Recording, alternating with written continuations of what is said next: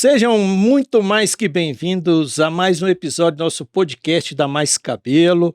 Temos a honra de receber hoje pela segunda vez, já que no bate-papo anterior o tempo foi curto. Doutora sempre, obviamente, né? Super requisitada, cirurgiã da Mais Cabelo, doutora Júlia.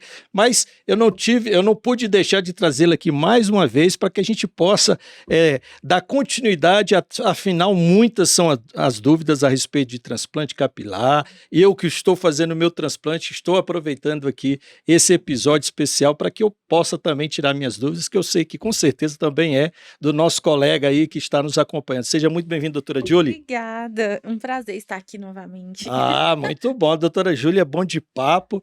Até aqui a gente, antes da entrevista mesmo, a gente já estava aqui numa conversa aqui de mais de 30 minutos, falando, não, vamos começar a gravar, senão a gente fica aqui o dia inteiro e a gente não faz a nossa entrevista. Doutora Júlia, que é uma simpatia, como eu já falei na entrevista passada, né? Passei a acompanhar ela nas redes sociais, até sugiro aí você que ainda não acompanha, que siga, a gente vai deixar a transcrição aqui do canal, né, do Instagram da doutora Júlia, para que vocês possam acompanhar o dia a dia aí e os tratamentos milagrosos. Não, se bem que a gente não pode dizer milagrosos, né? Tudo é ciência, né, doutora? Explica um pouquinho para a gente aí o que a ciência hoje tem para nos ofertar em termos de tratamento capilar e transplante. A gente tem bastante coisa, graças a Deus. Cada ano que passa, cada mês que passa, eu falo que a medicina estética ela muda assim muito rápido, difícil a gente conseguir acompanhar. Mas a gente tem melhorado as técnicas e trazendo resultados cada vez mais incríveis e naturais para os pacientes, né? A gente passou de uma técnica antiga, que era a FUT, né, do transplante, que ainda tem algumas indicações, para uma técnica que é minimamente invasiva. FUT é aquela que corta Isso, que tira uma faixinha da cabeça ali na parte de trás. Deve ser punk, né? Eu tava falando no outro podcast do meu pai, né? E que ele fez o segundo transplante dele agora, e o primeiro há 12 anos atrás foi uma FUT. Então, assim, a gente sabe que a recuperação é um pouquinho mais dolorida, um pouquinho mais chatinha. A quantidade de folículos acaba sendo uma quantidade um pouquinho menor. E aí, hoje em dia, a gente consegue trazer uma naturalidade maior na FUI, né? Que é a técnica. Fio a fio, né? Que é de folículo a folículo, né? A gente fala para os pacientes. A gente consegue ter um folículo, assim, mais magrinho, vamos dizer assim, uma cicatrização melhor, uma densidade maior. Então, hoje em dia é difícil a gente indicar uma FUT, né? A Mais Cabelo a gente trabalha só com a técnica FUI, que é a técnica nova. E cada dia mais essa técnica tem aprimorado. Então, a gente tem máquinas diferentes, tipos de extrações diferentes, tipos de implantações diferentes. Então, cada dia mais ficando mais natural ainda. A técnica para transplante de sobrancelha, porque a gente também tem transplante de sobrancelhas, cada vez melhor também. Então a gente passou uns anos atrás com um resultado que não era tão natural para as sobrancelhas e hoje a gente tem um resultado muito bonito, muito natural, tirando folículos da região correta, lapidando esses folículos, colocando ele na posição perfeita, usando a técnica de implantação perfeita. Então, assim, e o difícil, gente, é começar. Depois que chega uma nova técnica, uma nova tecnologia, para você ir melhorando essa técnica, essa tecnologia, é muito rápido. Então, assim, a cada mês que passa, a gente tem uma novidade e uma melhora no resultado do transplante. E sobre tratamento, a gente tem bastante coisa. O tratamento, ele já tem mais um embasamento, a gente não consegue ter tantas mudanças, porque não tem medicações novas, vamos dizer assim, mas a gente tem técnicas diferenciadas que a gente vai melhorando o resultado também. Então, a gente tem tipos de microagulhamento diferentes, a gente já tem uma gama de medicações que a gente usa nos tratamentos, a gente tem a terapia regenerativa, que é uma das novidades que chegaram, mas Cabelo também já está trabalhando com os exossomos, então, assim, que é a medicina regenerativa. Então, a gente vai melhorando cada vez mais e tendo resultados melhores e mais naturais. Doutora, essa técnica antiga, né?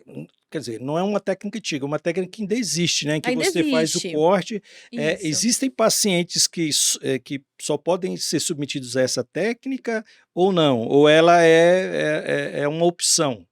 Ela a ela é mais? ela é uma opção, mas existe um tipo de paciente que pode se beneficiar, assim, na minha opinião. Claro que os médicos que trabalham eu não trabalho com a FUT, mas assim, na minha opinião, né, e aí os médicos específicos que hoje em dia ainda trabalham com essa técnica podem ter uma visão um pouquinho diferente. Mas eu acho que a maior indicação nela são pacientes com uma área doadora muito pequena, muito rala também. Por quê? Porque quando você tira a faixa, você depois emenda, né? E aí você consegue ter menos falha naquela área. Só que a cicatriz pode ficar aparente. É, Então exatamente, isso que eu tem estava o pensando, então né. tem os pós e os Se você contras. rapar o cabelo, vai ficar aquela Fica aparente. Mesmo sem raspar, também se for um paciente com uma densidade muito baixa. Mas quando o paciente tem uma área muito curtinha, ela não é tão ralinha, ela é um pouco rala, mas ela não é tão ralinha, eu acho que ele se beneficia da FUT especificamente, mas hoje em dia é muito difícil indicar. São médicos específicos, assim, que já trabalham com essa técnica há muitos anos e que têm excelentes resultados. Mas a FUI a gente consegue resultados, assim, mais espetaculares, vamos dizer. agora, doutora, assim, se me permite, assim, é quase que uma obra de arte, né, porque eu fico, se você que ainda não acompanha, eu acho difícil, né, você já Uhum. está acompanhando aqui nosso podcast, é porque já tem interesse e obviamente já assistiu alguns vídeos, mas, a precisão ali, fio a fio, a retirada, tem todo um tratamento naquele fio que é retirado, é de uma tecnicidade e ao mesmo tempo, assim, como eu falei, é uma obra de arte, né, afinal é algo que e aí quando a gente, rememora aí há uns 15 anos atrás, eu tive alguns colegas, a gente até brincava, né, o cabelo de boneca, né, que fazia o transplante, ficava aquela coisa É assim, que diferente. saltava aos olhos. Hoje pelo contrário, hoje a gente encontra colegas, né, como eu me referi na entrevista passada, assim, você olha, você fala: "Cara, você não consegue perceber que houve um implante, porque Não, fica muito natural". E essa naturalidade obviamente decorre de muita técnica, né, e muita eu vejo, técnica, no muita caso precisão. a senhora é uma cirurgiã, uma médica, né, que hoje se dedica também a esse ofício, né, de fazer transplante, né. Assim, o que me chama a atenção é justamente isso, né, é uma aquarela ali praticamente, em que você vai fazer uma questão de um transplante capilar, e aí tem toda uma questão, do caimento do fio, né, que às vezes a pessoa às vezes não se apercebe de como é preciso, né, tem que ser preciso essa É. técnica, né. O transplante capilar, eu acho que ele realmente ele é uma arte mesmo. E a gente precisa, se aprimorar nessa arte junto com a nossa equipe, né. O transplante capilar, ele nunca é feito sozinho, a gente tem uma equipe que precisa ser extremamente bem treinada, que tem que estar muito alinhada, é uma equipe que fica muitas horas juntos, então de 6 a 12 horas ali, então tem que ter um alinhamento, assim, como se fosse uma orquestra mesmo, sabe. E são muitos detalhes para dar naturalidade no transplante. Então, assim, a gente começa por uma boa extração, né. A extração, ela precisa ser uma extração de qualidade. A gente só pode tirar ali 35% numa primeira cirurgia ali da área doadora. Pacientes que têm uma área doadora muito boa, a gente às vezes tira um pouquinho mais, mas geralmente 35%. Eh, e essa extração tem que ser boa, então essa é a primeira parte. Então a gente tem que extrair folículos de um, que nascem só um fio, os folículos eles podem nascer de 1 a 7 fios. Então a gente tem que tirar os de um para dar naturalidade na linha da frente e nos recessos, que a gente chama que é dessa região temporal, mas a gente quer uma quantidade mínima daqueles de um para dar naturalidade. Depois a gente precisa dos folículos que nascem 2, 3, 4, 5 fios, 6 fios, que aí já é bem mais raro, 7 fios, para a gente conseguir dar densidade. Então o transplante ele precisa vir num degradê. Então a gente começa com os folículos de um, vem com os folículos de 2, depois os de 3, 4, 5, para encher. Então que também dá naturalidade. Então um transplante muito ralo também aparenta ser um transplante ruim, vamos dizer assim. Então, o paciente tem que ter esses folículos e a gente tem que ter a capacidade de tirar esses folículos, que é a parte mais difícil. Eu falo assim que tirar folículo de um fio é fácil, tirar folículo com densidade é difícil. A gente tem uma maquininha de 0,9, 0,8 milímetros para tirar 3, 4, 5 fios naquele mesmo furinho. Então, começa com uma extração muito boa, de qualidade. Depois a gente tem a a implantação que precisa, que nem você falou, ser no direcionamento certo, na angulação certa. Então, quando a gente fala de Cada pessoa é uma pessoa, né? cada pessoa é uma pessoa. Tem cabelos, a gente fala assim, de ângulo oriental, que é um cabelo mais espetadinho. Tem pacientes que o cabelo é muito deitadinho. Quando a gente fala de região temporal, que é o recesso, esse triângulo lateral, esse cabelo é praticamente colado na pele, né? Então, ele tem que ter o ângulo certo, tem que ter a posição certa, ele tem que nascer para frente para depois você jogar ele para trás com penteado. Então, assim, tem vários detalhes para dar naturalidade. Outra coisa que é importante é você confiar no profissional que você está fazendo para desenhar uma linha natural. A gente falou um pouquinho disso no outro podcast, como é importante um homem que quer ter a aparência de homem, né? Não é não é um transexual, não tá fazendo uma mudança de gênero, ele precisa ter uma linha masculina, né? Senão chama atenção. Ele passa ali na rua, a gente bate o olho e vê que tem alguma coisa tá errado. Você precisa ter uma proporção na face, você precisa ter uma simetria, mas saber que não existe simetria de 100%. Então a gente não nasceu, a gente nunca vai ser completamente simétrico, né.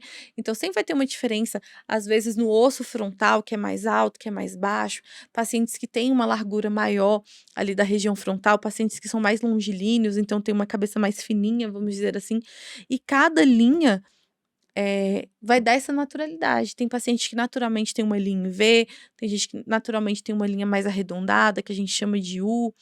Então, todos esses detalhes de proporção, da forma de implantação, da extração, do desenho, tudo isso é o que dá naturalidade. E eu gosto muito de falar para os pacientes também, que é de igualar densidades. Então, essa programação de igualar densidades é muito importante também. Então, você tem uma área que é totalmente vazia, uma entrada, e tem uma área que só tá rala. Então, eu tenho que ter uma proporcionalidade, colocar mais folículos com mais densidade, com mais múltiplos na região onde é completamente vazio, e colocar uma proporção menor de folículos ali e de múltiplos na região que ainda tem fios. Então, é uma arte mesmo, você tem que saber onde colocar, o que colocar, da forma que colocar. A sobrancelha tem um posicionamento perfeito também, a quantidade. Então, assim, é uma obra de arte mesmo, que é feito por uma equipe. Eu falo que médico não faz transplante sozinho e que precisa estar alinhada para dar um melhor resultado para o paciente. No geral, são quantos na equipe, doutora? Ó, Em média. a nossa equipe, são geralmente 6 pessoas. 6 pessoas, e aí um procedimento dura 6 horas, a senhora falou, mais ou menos. De 6 a 12. 6 a 12. Dependendo do transplante, pode passar um pouquinho Então é disso. muito cansativo também para os profissionais, né, Isso. vocês saem esgotados literalmente, né. Eu falo que transplante capilar, assim, cabelo, a gente precisa amar. Ou você ama, ou você odeia, porque ele demanda muito tempo e dedicação. Mas graças a Deus a gente tem uma equipe, assim, eu falo da a enfermeira Amanda, que é uma pessoa que eu admiro muito, todos ali, que são pessoas extremamente apaixonadas, assim, sabe. Porque tem que amar. É muito tempo que passa ali, por mais que a gente, reveze parte da equipe ali, mas é bem cansativo. E essa parte que a senhora falou do desenho, né, da cada paciente tem o crescimento do seu fio ali, do cabelo, tal. Então, geralmente para fazer a cirurgia são quantas idas, e aí eu não estou falando nem tratamento, eu estou falando para o procedimento cirúrgico necessariamente, porque aí obviamente existe uma bateria de exames, né. Sim. Então o paciente ele vai uma certa quantidade de vezes para que redunde no procedimento final, que é a cirurgia. E eu pergunto isso, doutora, Uhum. porque a gente sabe que muita gente adota outras soluções aí para fazer o transplante. Às vezes, né, tá aqui, em tal lugar é mais barato, vou para lá, ou em tal país, né? E ele esquece disso, né? Porque você imagina você ir para um local que você não conhece, né? Um país, um estado que você não conhece, com uma equipe que geralmente não adianta você achar que você vai chegar lá, que você vai. Não, você vai praticamente quase que para o procedimento, né? Então é muita diferença, né, entre as pessoas que adotam essas rotas Uhum. alternativas aí de transplante, né? A gente até falou um pouquinho disso no último podcast, que assim, que nem eu falei sobre a Turquia, né, que você vai ter a melhor clínica do mundo em transplante capilar na Turquia, mas você vai ter a pior também. Mas o que a diferença é realmente o acompanhamento. Como é que funciona na Mais Cabelo, né? Você tem uma avaliação inicial por uma especialista, tricologista. Ela vai fazer aquela triagem inicial Uma do paciente, anamnese. uma anamnese, e isso, uma triagem ali inicial. Você vai ter, após isso, após fechamento, você vai ter uma avaliação com o médico para indicar seu tratamento domiciliar, seu tratamento na clínica, se você já vai direto para o transplante ou se você precisa tratar. Muitas vezes, até quando você já está ali com a tricologista, ela chama a gente para uma avaliação em conjunto, já para a gente definir tudo certinho para o paciente. Então, não, vamos começar com o tratamento, esse aqui dá para fazer direto o transplante. E você tem todo um acompanhamento posterior, né? A gente acompanha no mínimo por 1 ano o paciente. Ele tem vários retornos pós-cirurgias, tem a consulta pré-transplante, tem os exames pré-cirúrgicos, né? Então, nenhum paciente na Mais Cabelo faz transplante sem exame e sem risco cardiológico, apesar de ser uma cirurgia muito segura, é um procedimento, né? Muito seguro, mas sempre com esse cuidado. Se forem necessários outros exames para diagnosticar doenças do couro cabeludo, como outros exames laboratoriais, biópsia, né? A gente faz o acompanhamento do tratamento também com terapeuta capilar e com médico. E quando ele já parte para a cirurgia, ele vai ter essa consulta pré-transplante para alinhar tudo com ele, tanto as expectativas do que a gente pode chegar no transplante dele, tanto como é a cirurgia passo a passo. Eu falo que eu divido a minha consulta, porque eu tenho uma consulta bem longa, né? E aí, eu divido a minha consulta em pré, intra e pós-operatório para o paciente saber tudo. Metade ele esquece porque é muita informação, mas eu gosto de passar tudo para o paciente para ele ter acesso a tudo. Já alinho as expectativas, falo sobre as prioridades do transplante dele. E depois a gente tem um acompanhamento, o paciente volta várias vezes no pós-operatório ao longo desse 1 ano, já com consultas pré-marcadas e a qualquer momento, se ele tiver dúvida, intercorrência, angústia, qualquer coisa, ele vai marcar uma consulta e vão estar com a gente. Então, é um acompanhamento longo de tratamento e pós-operatório. Então, acho que isso faz muita diferença no resultado. A gente consegue diagnosticar pequenas alterações cedo para a gente conseguir tratar. E a gente tem uma equipe multidisciplinar. E, além disso, além dos médicos da própria unidade, a gente tem uma diretoria médica que é muito sensível a tudo, assim, sabe, que acompanha a gente. Então, nós somos, acho que são 34 unidades no Brasil, agora posso estar errada em questão de números, mas, assim, são muitas unidades e a nossa diretoria médica, ela nos acompanha muito. É uma diretoria formada por anestesista, cirurgião plástico, dermatologista, tricologista, e a gente tem reuniões científicas a cada 15 dias, alinhamento. Então, assim, é uma empresa muito organizada para dar justamente o melhor resultado para o paciente. Então, acho que esse acompanhamento ele faz toda a diferença. Não, é o ecossistema. Depois que eu fui, É. pesquisar um pouco sobre a Mais Cabelo, e a gente tem aí clínicas espalhadas pelo Brasil, né, e sócios, né, Uhum. proprietários aí que todo mundo conhece, né, que é a Débora Seco, né, e o Malvino Salvatore, né. É Salvador, é. Salvatore ou eu falo Salvatore? É Salvador, Salvador, é é. Salvador, pronto. E são grandes referências, fazem questão de fazer propaganda, né, É. da Mais Cabelo, inclusive a gente tem alguns vídeos da Débora Seco, falando da questão do transplante, Ela fez transplante de de sobrancelha. sobrancelha, Uhum. inclusive paciente, né, e o Malvino também, Salvatore também que fez, né, de É, transplante ele capilar, né. ele fez transplante capilar.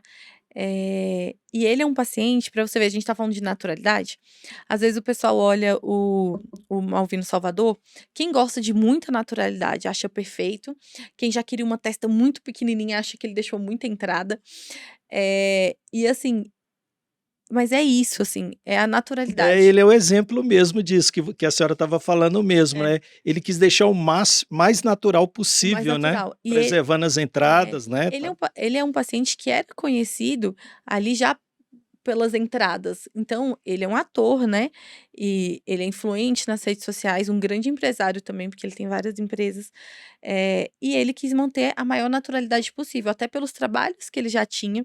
Então, assim, nem sempre você precisa fazer um transplante capilar para ficar, assim, com uma testa minúscula ou sem entrada nenhuma. Isso foi uma opção dele, eu acho que deu muita naturalidade, eu particularmente gosto muito da escolha que ele fez, eh para o transplante capilar. Quando eu entrei na Mais Cabelo, eu faço agora 4 anos, né, que eu entrei na Mais Cabelo, ele tinha 3 meses que tinha feito o transplante.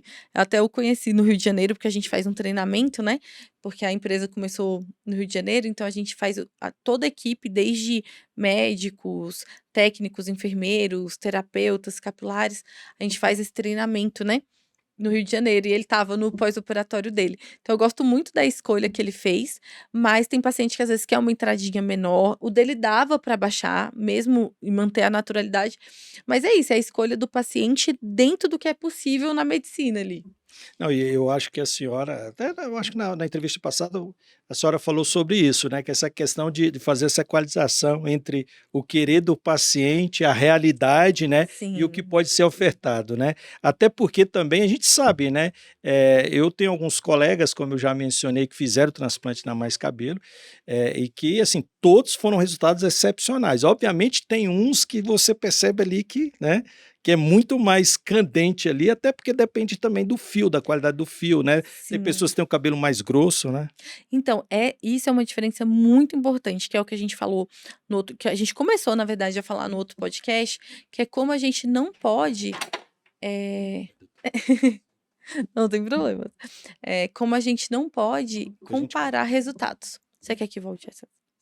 Pode, aí depois eu corto, depois a gente Aham. corta. Derrubou seu negocinho. Melhor você subir. Derrubou o de aí e o de baixo. Aí depois a gente corta. Bom, uma coisa que a gente começou a falar no último podcast é justamente isso sobre comparação. Tem muitos fatores que influenciam o resultado do transplante capilar, né? E um deles, que é muito importante, é a espessura do fio. Eu explico para os pacientes que na área receptora, a hora que a gente O vai meu mesmo é muito fininho. muito fino, e a gente conversou isso na consulta, né? A gente tem na área receptora, que é a área que vai receber os folículos, a gente tem uma densidade máxima em estudos científicos, então não é uma coisa que foi tirada da cabeça. Houve todo um estudo que mostrou até onde a quantidade de folículos ali, ela é, vamos dizer assim, segura para não ter perda. Então a gente pode ter perda dos folículos por 2 motivos. Ou colocou muito folículo e ele faz tipo uma síndrome compartimental, eu falo pro pessoal. Assim, não consegue sobreviver todos. É como se você tivesse plantado as plantas com a raiz muito próxima. Então, eu sempre gosto de falar de plantação. E se você coloca uma raiz muito próxima da outra, ela não sobrevive, não tem nutriente para todas. Então, tem esse detalhe e tem a morte do tecido mesmo. Às vezes você colocou tantos folículos ou com uma profundidade muito grande, que aí tem alguns detalhes, que aquela pele morre. Ela causa uma necrose mesmo. E aí fica uma cicatriz e perde todos os folículos ali daquela região. Então a gente tem um número, ideal para colocar, mesmo em pacientes que necessitam de alta densidade. Só que esse número, ele vai ser igual no paciente que tem um cabelo fino ou no paciente que tem um cabelo grosso. Se um paciente tem um cabelo que é 3 vezes mais grosso do que o do outro paciente, ele vai ter uma cobertura 3 vezes maior do que do outro paciente. Então, cabelos finos são mais desafiadores, cabelos muito claros são mais desafiadores, porque eles vão ter mais passagem de luz. Quando o paciente tem um cabelo muito fino, eu já explico para ele que às vezes ele vai querer até fazer uma segunda cirurgia depois de 1 ano, quando tá tudo cicatrizado, preparado para isso, para colocar entre esses fios, porque ele vai ter mais passagem de luz mesmo. Então, isso faz muita diferença, né? O cabelo que é crespo, que quando ele cresce, ele enrola, então se você deixa o cabelo grande, ele vai cobrir mais. Já um cabelo que é muito fino, muito claro, ele vai cobrir menos a cabeça. Então, assim, você não pode comparar resultados, a gente tem que explicar e ser bem claro para o paciente, para ele entender até onde o cabelo dele e o transplante dele pode chegar.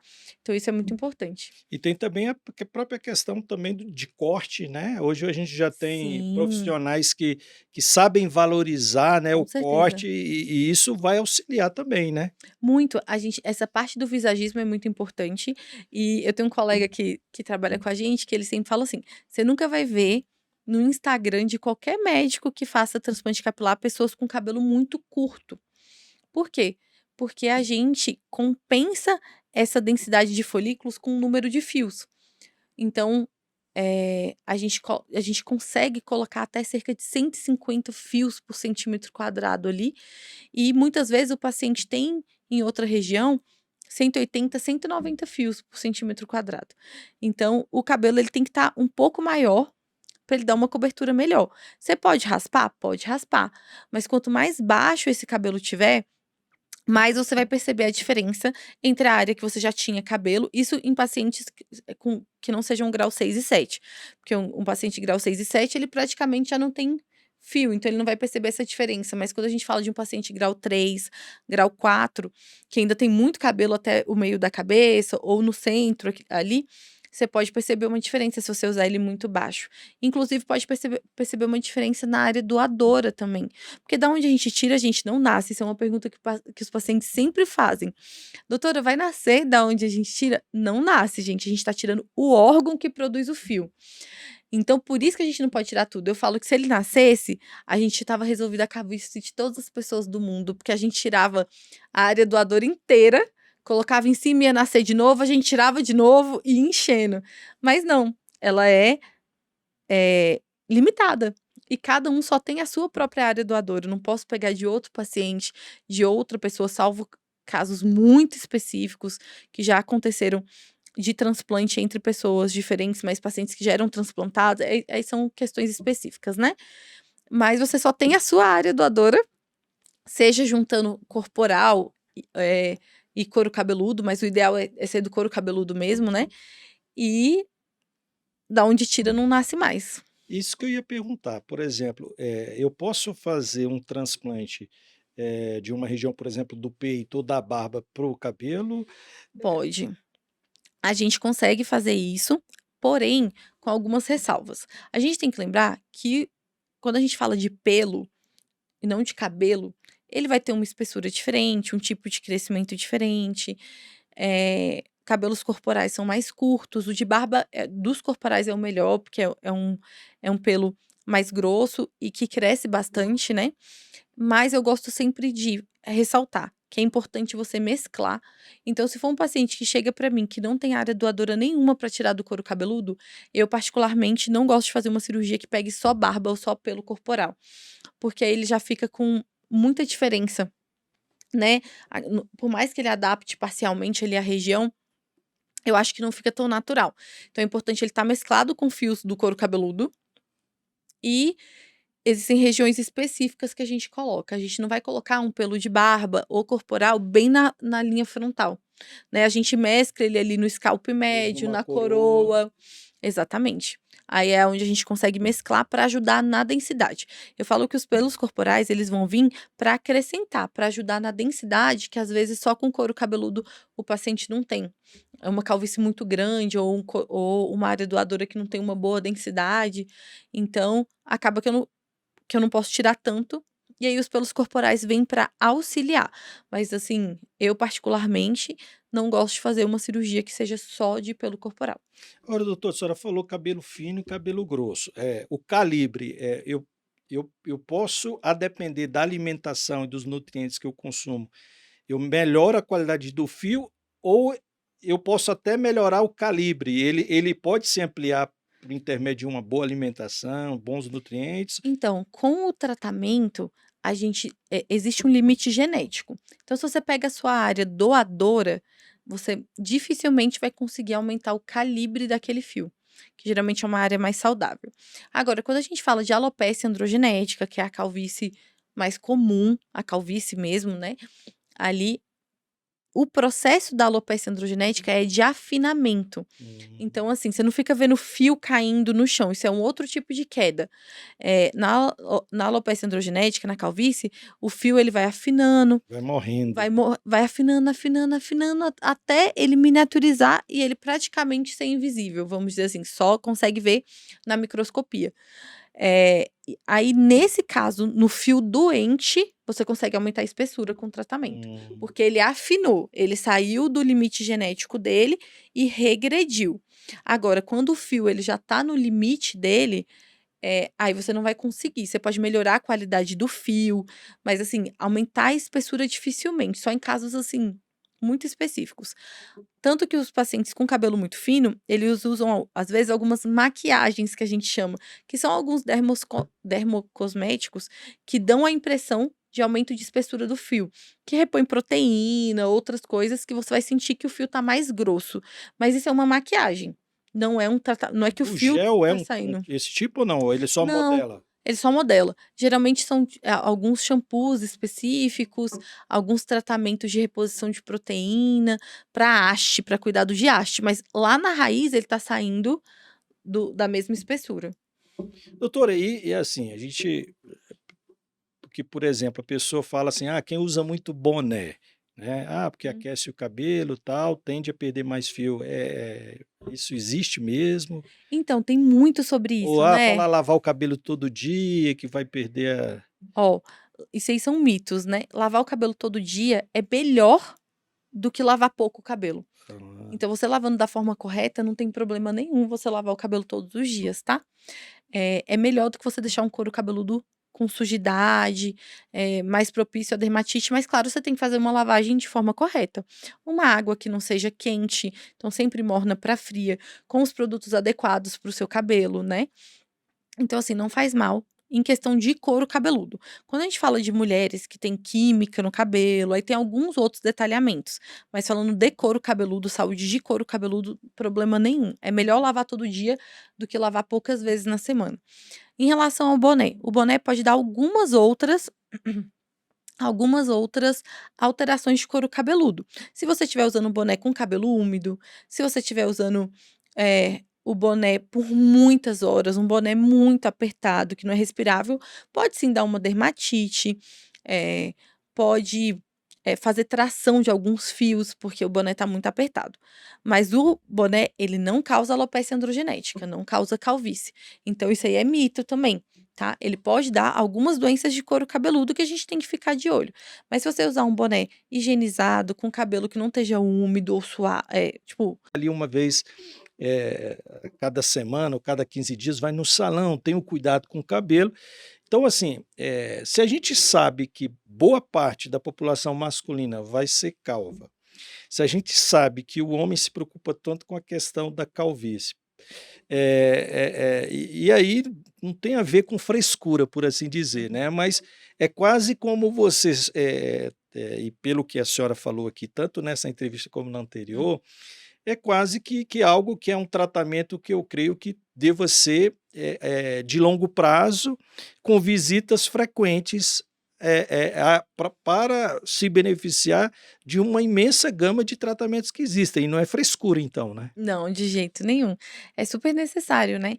Eu falo assim, que nem eu falei no outro podcast, a maioria das alopécias, seja a alopecia androgenética, que é a calvície, quanto outras alopécias, elas são doenças crônicas. Então, assim, a maioria não tem cura, tem tratamento, mas não tem cura.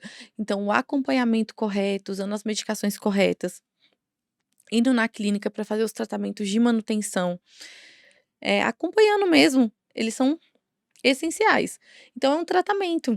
As pessoas têm que entender que é uma doença de couro cabeludo. Pode ser uma doença muito comum, mas é uma doença de couro cabeludo. Então, assim, precisa ter acompanhamento, precisa ter tratamento. Parou o tratamento, você regride. Então, assim, é que nem eu falei, eu sempre falo para os pacientes que é como se fosse um diabetes, uma pressão alta. Se você parar a medicação, sua pressão sobe, sua glicemia sobe. Então, você volta, regride ali vários passos no seu tratamento. Então tem que ter um acompanhamento certinho. Eh, Tem medicações que a gente vai usar até certa idade, tem outras medicações que a gente vai usar para sempre, tem tratamentos que a gente vai indicar sessões, tem outros tratamentos que a gente vai indicar só manutenção, mas isso com acompanhamento médico correto. E a questão também, né, doutora, que volta e meia a gente ouve falar, obviamente melhorou muito, né? E lá atrás eu me lembro quando se falava em finasterida, outros tipos de Uhum. medicamentos, né? Já se falava dos efeitos colaterais, né? Obviamente dos cuidados também que se deve ter, sobretudo, né? E aí eu vejo que a senhora está gravidíssima aí, né? Sim, estou já com Um 8 meses. meninão, 8 meses, né, e aí todo o cuidado, eu me lembro que lá atrás eu cheguei a iniciar um tratamento, a tomar finasterida, mas à época eu ficava com muito receio, né, tal, por conta da gravidez da minha esposa, tal, e então tinha muito desconhecimento a respeito desses tratamentos, né, hoje a gente evoluiu, consideravelmente, né, e aí sempre tem a brincadeira masculina entre os homens, né, "Ó, cuidado, você vai tomar esse Muito. medicamento aí e tal", então, como é que está hoje essa questão desse tratamento, desses efeitos, entre aspas, colaterais, né? Então, tem muita preocupação. Eu falo que a minha pergunta recorde em consulta é sobre finasterida e dutasterida, mas no último ano e meio, eu percebi que melhorou muito. Acho que as pessoas estão se informando mais, né? A chance de efeito adverso, que é a grande preocupação dos homens, que é de diminuição de libido, a chance é muito baixa, é de 1 a 2%, tanto para finasterida quanto para dutasterida, que hoje em dia é o primo rico da finasterida, a gente tem entrado mais com a dutasterida do que com a finasterida, inclusive. Então a chance é muito baixa. Só que o fator psicológico altera muito. Acho que em tudo na vida, mas quando a gente fala de libido, o fator psicológico ele é muito importante, né?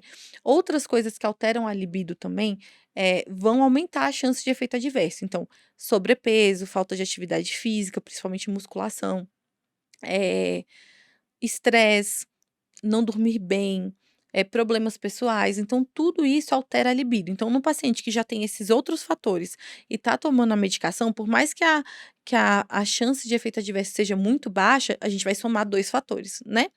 Mas assim, é muito baixa, mas tem um estudo inclusive que mostra eles fizeram um estudo com pacientes que sabiam o efeito adverso que poderia dar na medicação e pacientes que não sabiam.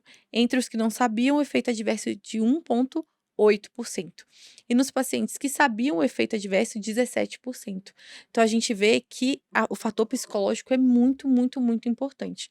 O que eu sempre digo para os meus pacientes é: não existe substituto praticamente para essas medicações, né? E elas que tratam a causa da calvície.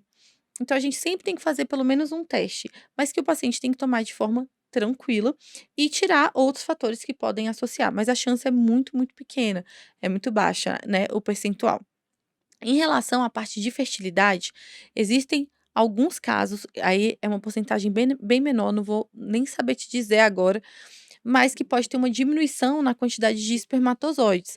Então, sim, em pacientes que estão querendo engravidar, em famílias que estão querendo engravidar, a gente gosta de fazer um espermograma para confirmar, e geralmente por outras.